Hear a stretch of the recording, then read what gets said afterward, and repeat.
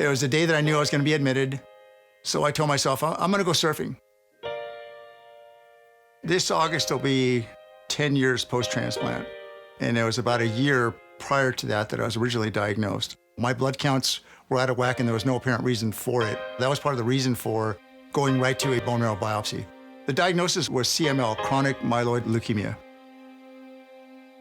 And that's how I wound up at the City of Hope. We all kind of associate cancer with end of life. And that was my first obvious concern. I thought, man, who's gonna raise my kids? Who's gonna teach my son how to be a man? Who's gonna walk my daughter down the aisle someday? City of Hope tried their best to put us at ease, but the bottom line is nobody can predict the future. And it wasn't until a year later where we found a suitable donor, someone with a similar ethnic background in Wichita, Kansas. And that's when I realized that the bone marrow transplant process was gonna begin. Apparently they have Mexicans in Wichita, Kansas, so lucky for me. I needed to get better for myself, my family, of course. I felt a sense of responsibility to my peers with the fire department, and more importantly, the citizens that we protect.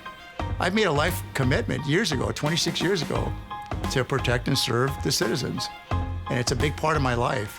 The City of Hope is more than just medical treatment.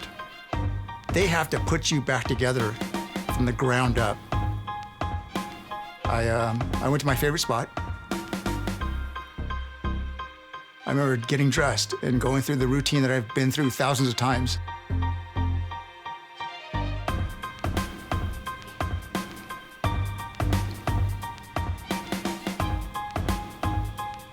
And paddling out, and every wave was special, because I wasn't sure if I was ever going to be able to be back. And I remember getting out of the water and counting the steps to my car, and